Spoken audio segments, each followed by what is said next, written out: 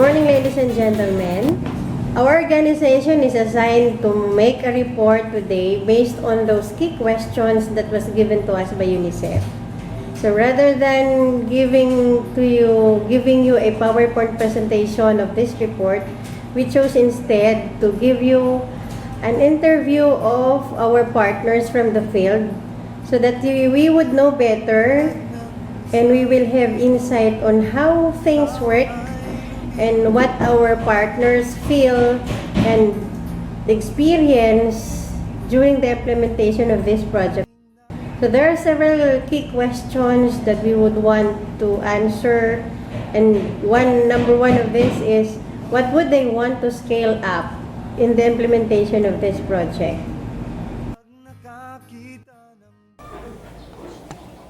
Gusto ko tanay nga maabot ang hindi lang ang ina na nga programa ang zero opidification.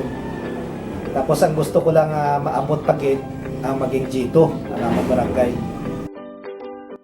Atong mga source of water namon kung ina siya contaminated o ano man nga mga bakterya ang ara dira. So dito na-educate ang mga barangay officials ang pumuluyo kung paano ma-detect paagi sa manual laboratory ng ginatawag. So ma-idea na ang namon mga BSW subuman ang barangay official kag pumuluyo nga mahibaluan kung hindi man siya matapna pero may idea kung paano ang water and sanitation. So sa water and sanitation diri naton mahibaluan nga kadako sang i-impact na mabulig sa pumuluyo kay ang health isa na siya ka dako nga contribution sa konsumo sa pamilya. Kay kung magbalatianon masakiton man lang ang aton nga komunidad bisan ano pa kadamo sang aton kwarta nga natipon o ano man nga klase sang maayo nga trabaho nga may maayo nga kita ubuson man gyapon sang isa ka tawo nga may masakit. Another key point here are the challenges that our partners met while implementing this project in partnership with a single drop for safe water. So it's a welcome being I always prioritize sanitation, health and sanitation aside from the environment. So maybe ang nakita ko ng challenge maybe because of our always because of busy schedule. The only challenge that I encounter is through mga sa ating legislative work. Because siguro mga oras-oras natin, pero in totality, I really like the program. I appreciate the program. And I do believe that it can alleviate, of course, the living condition in my constituency, especially in the barangays. So I welcome that project. So ang kuwan ako sa legislation sa ordinances, maybe we fail to do that, no? But in principle, no, kung may mga legislation ito, siguro wala pa na-comply na. Another thing that I would want to highlight in this report is the impact that this project has with our partner LGUs regarding the partnership in the activities that is within the Philippine approach to total sanitation.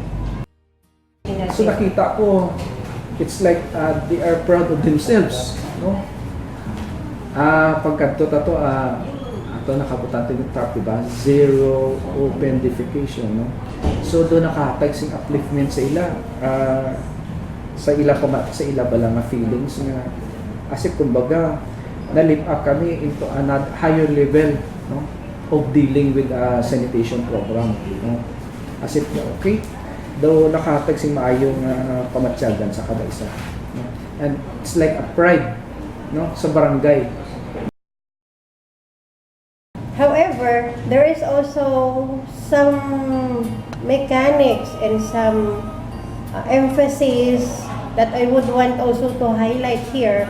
And the whole implementation of this project in the eye view of our partner LGU?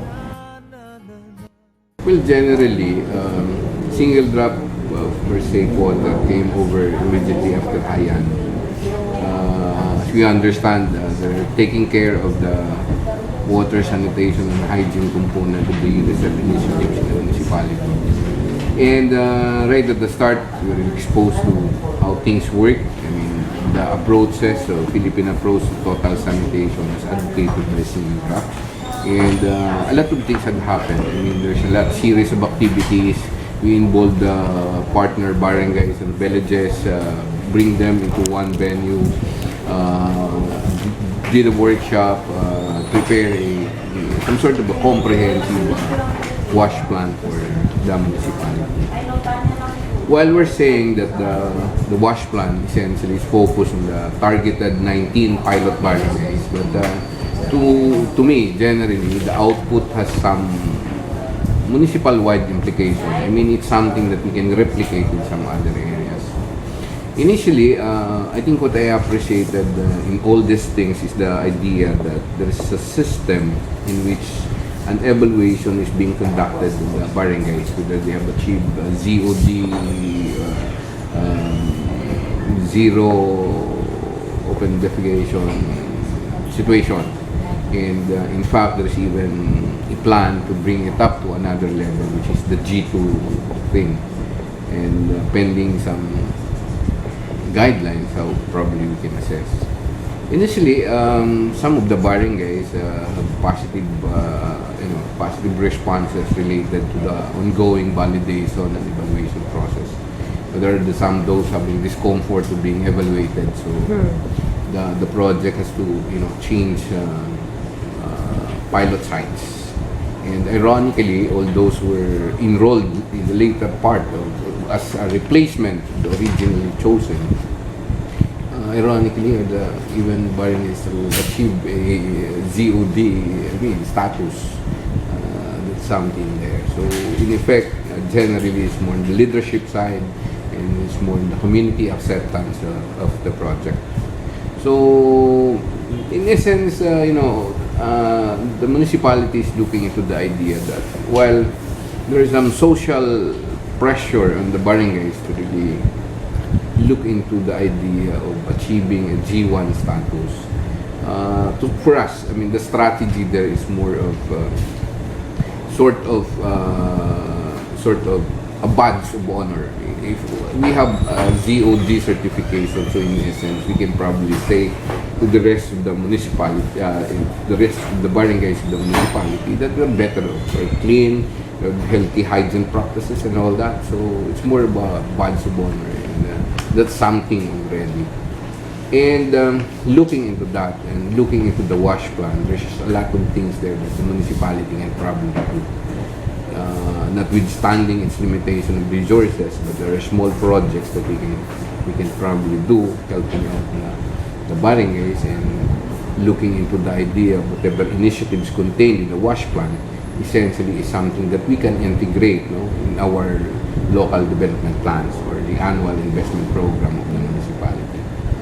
Well, the biggest challenge that we're looking into this from the perspective of the entire project is making available potable water down in the villages.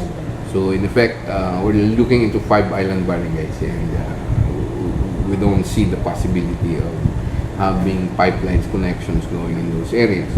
And among the things that we need to do is probably explore the idea of getting underground water source.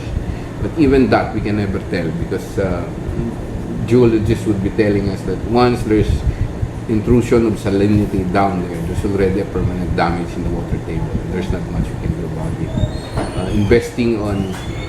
Probably invest on desalination, but that process is not only expensive, but in essence you don't have the technology nor the equipment to do that. It's making available potable water sources right there at the island barangay. And we're trying to access other funds from other agencies like DOH. We already have requested some variation or deviation from the original program under DOH because we wanted to support not only purchase of the toilet bowls and everything, but we wanted to really build a sanitary septic bowls for whether it's communal or personal within the household level of toilet facilities. The primary idea there is you have to heighten the awareness of people. I mean, it's not just a question about having the program or the project being implemented in the ground, but we wanted to see some behavioral changes and change the perspectives among the local leadership. It's not enough that the entire barangay functions day in and day out, but as basic facilities should be put in place because that's somewhat connected to some other problems that might emerge within the community. The spread of diseases, and all other corollary problems. The total Philippine approach to total sanitation concept was introduced to us, and to some extent we're so aware about the idea that we need to do something within the sector.